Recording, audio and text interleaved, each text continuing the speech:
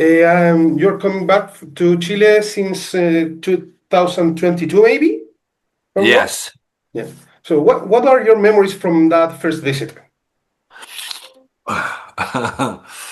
Yeah, it was the the start was not too easy because as far as you remember, it was still at the end of Corona, Yeah. and I'm pretty sure I had like Corona a few days before we landed in Santiago, and back then when you stepped out of the plane and you went into the airport, um, there was people around that gave you they made tests for the statistics, and if you Mm-hmm. get a sticker, you had to do a corona test, and if you'd be positive, you would go to isolation for like 7 days or something, and for sure I got a sticker and had to do a corona test. And yeah, I'm pretty sure I had it a few days ago, but and then you had to wait like 24 hours and until you get the test back if you're positive or negativo. And it was pretty funny because I was performing in the audience and all that, and I was like, okay, if you were really positive, it's too late anyway because all of these guys in the audience that were taking your microphone and screaming with you, they may have got the virus now too.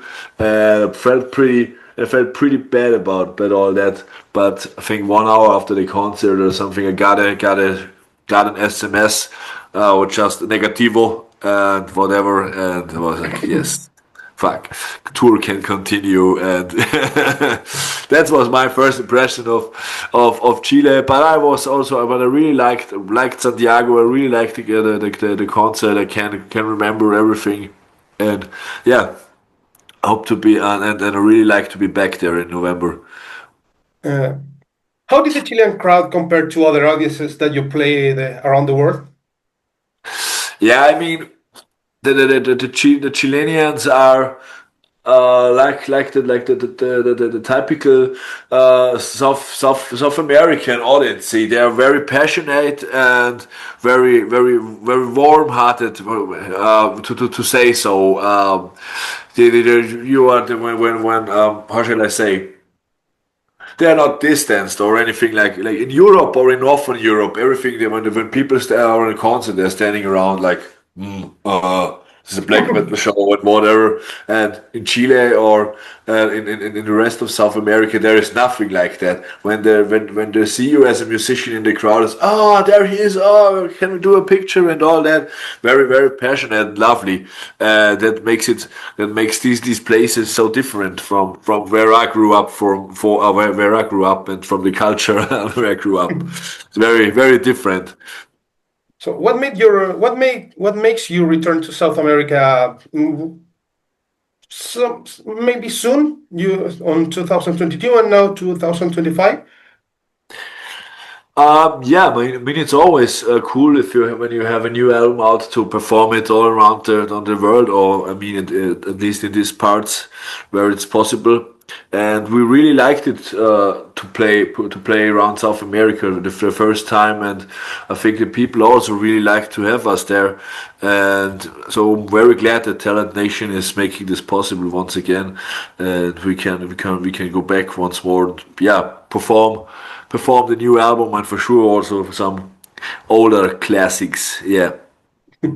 So talking about the band, Harakiri for the Sky has always stood for our post-rock atmosphere with black metal intensity. How do you describe the evolution of your sound in the recent years?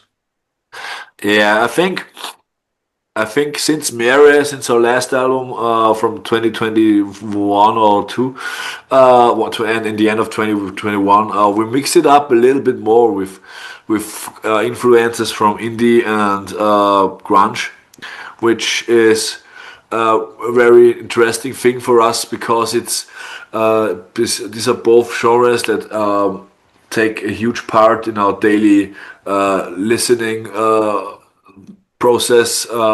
We are huge grunge fans, me and Matthias, since the very since our teenagehood, and so we are today. And everybody that knows the cover artwork, the cover versions we did for all the albums, like the placebo cover and all that, that this is a huge part of our of this the style of the music we are listening to, and so for sure it also has impact on what we are writing. And I think that's the biggest evolution we had since the we had in the last couple of years, that we went more and more uh, into this direction. And yeah, I mean, I think on Scorched Earth now, the new album, it feels like a conclusion a little bit. As we took a lot of styles that we used to play in the very beginning and mix it up with the newer ones. So yeah, I think that's the maybe we found the yeah, the essence of what makes Harakiri musically as a band. Since your lyrics are deeply emotional, raw, and personal, where do you draw the inspiration when you're writing from Harakiri from the Sky?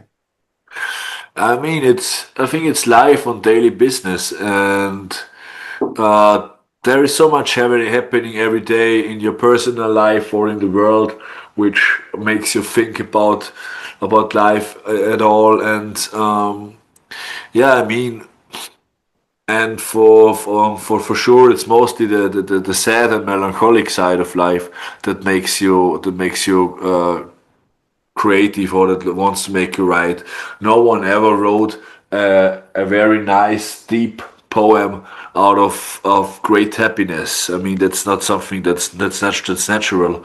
And so yeah, I mean, so things like estrangement or broken relationships, lost love. I think that's the main reason that makes me write. And yeah, that makes me still melancholic and sad every day. Your lyrics are so emotional that they are. And do you find it's emotionally difficult playing some personal material, some personal stuff night after night in your shows? Yeah, it can be difficult, but to me, it's kind of a big part of the whole concept. And for me myself, every concert I become the person that wrote that lyrics again and again, is a big part is a big part of my personal great catharsis. Um, which makes me more and more to find maybe an end, and make peace with this chapter of my life where we wrote this text. So this lyric. So yeah, it can be difficult, it can be sad, because it remembers me every time on something that was not a very good situation for me, or something. But yeah, it's part of the game. It's something that it's very important for me in my life and for whom I'm becoming and became. Um, has your relationship with certain songs changed over time as you grow older, or revisiting that songs in a different time? Yeah, totally, for sure. I mean, when we started this band 15 years ago, I was like 22 or something, and for sure I was not the person that I am today. But um, I thought about this stuff a lot in the last couple of years, because when we re-recorded the first two albums, I was like, I had to review on all these lyrics I wrote back then. And so, okay, how is it for me to record an album with lyrics I wrote in my early 20s. Is this still comfortable for me, or does it feel really wrong? And yeah, a little bit of everything. But on the one hand, you just have to say was a product of another time, and for that time it was fine. I felt like this for that time. I was it was fine. I was the person I've been, and I don't want to change anything, and I also don't want to change the lyrics. And so I sang them completely the same as I sang them in 2012 and 2014. And yeah, that's I'm fine with it, that I'm not the person anymore that I've been back then, but I'm also fine with the person who I became. So yeah. And that's good. So, since the release of Mer in 2021, maybe I can remember exactly. 20, The yeah, I band, think in September 2021. okay, the band has reached a wider audience. How do you see Harakiri for the Sky plays in metal scene today? Yeah, I mean, post black metal is still not a really big thing, but something you can work with, a musical style that is also then with that with which you can also play for bigger audiences and all that. And I think Harakiri has had a good start, and we are on a good way to establish uh, our band and our style. For me, always was very important that we are authentic, that we are doing what we want to do, that we are not recording an album that sounds like that or that because somebody wants us to sound like that. I don't know, a label or the audience or whatever.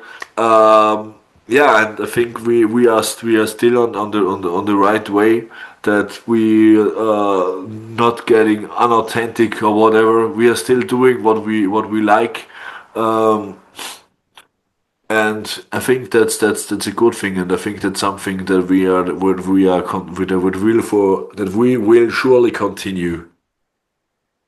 Are there any new projects, collaboration, or albums that in the works that you can tell us about?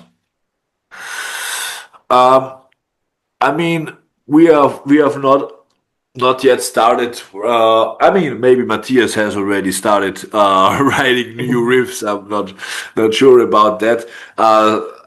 We haven't talked about that yet, but usually when you have when you bring an album out, it takes you like at least half a year or something that you are starting to write again, because there have to be a little time apart. After all this, the album is released and you are touring a lot. That's all stressful, and there must be a little quiet after all this hurry and regarding that circles around an album release. And so yeah, but I think now will be the time that we are. I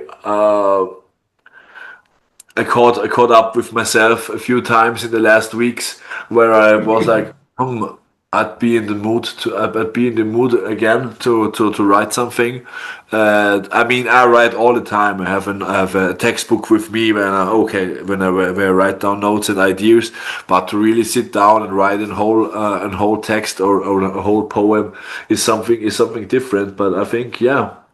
I think it would be about time to start with something new, and yeah, let's see, without any pressure, because when an album is done, then it's done. But yeah, I think I'm already in the mood for starting something, for starting a next chapter. You just told us that you are not the same person than years ago. And when you're writing new material, how do you still approach with the? Do you prefer to take this as an advantage to the writing process? Um, it's to me it's always not something. as to me, writing songs or lyrics, it's something that's very important, a very important part of my personality. It's something I have to. It's something from the inside that has to find a way out that I can express myself, or that I learn to live with things that happened, and like a catharsis or a therapy. So yeah, it still is something that is very important and also interesting to me. That goes from album that grew from album to album. And yeah, it's still something I really like, and I really love to do. So yeah. So, talking about your next visit, what can Chilean fans expect this time around of terms of set list and live experience? Will you be performing something like you didn't play on your last visit? That's a good question, because I'm not a guy how shall I say? I forget things. I don't know. I don't know which set list we played, but I know that the other guys still know what we played and what we not played. So I think we try to find a good compromise between supporting a new album, playing some of the new songs, but also play some classics, and maybe also songs that are on our older albums we did not play on our first visit. So I think it will be a good mixture, and that no fan should be disappointed if he's maybe not just into one album or something. How do you prepare for a live tour, both music because it's physically and mentally really challenging, and also the emotional weight of your music adds more on that. So how do you prepare physically and mentally to go on tour? Physically, I don't do too much to prepare myself for a tour, but mentally, I always try to spend a lot of time with my loved ones before, so that I don't have the feeling when I leave that I missed out on them too much. So for me, my preparation is maybe when I'm going on tour for longer than 1 or 2 weeks, that I take 2 or 3 days off with my wife and with my friends, or maybe my parents if there is time, and yeah, to spend a little time, so I feel mentally prepared for flying around the globe. Yeah, that's maybe my preparation. Is there a song that always hits you differently for you on stage? Something particularly intense or personal? Sorry, once more. The first part. Okay. Is there a song that always hits differently for you Song. on stage? Yeah. Um, it changes, but "Sing for the Damage we've done" is pretty intense since we played it the first time, and I still really like to play it. Which is not too common, because latest after 2 years, um, it's getting boring for me to always sing the same songs every night. But with "Sing for the Damage" we've done, it's different, and I think that's also for some of the new songs. But let's see. So, Harakiri for the Sky has always been present for fans, dealing with some pain or existential questions, some troubles, some ups and downs. What message would you like to share with those fans today? Yeah, I mean, keep your head up, and I mean, times are not always good for everyone, and I mean, there are always sad times. Everybody loses loved ones, and all that, but it I think it always makes sense to keep going, and yeah, make the best out of a bad situation. I don't want to say that that there is no situation where it's so bad you can't help yourself anymore. But generally, in 9 of 10 times it's not like that, and there There's will be always a way out. yeah, there is always or mostly a way out. So yeah, go on and stay gold, to say so. So finally, Keep any going. special message do you like to send to your Chilean and Latin American fans before your return to South America? Oh, not really a special message, but yeah, we're really looking forward to go back, and yeah, we will have a good time, and I hope you guys too. So let's make the best out of it, to say so. Okay, Michael, thanks for your time. Yeah, you're welcome, man. Thanks for having me.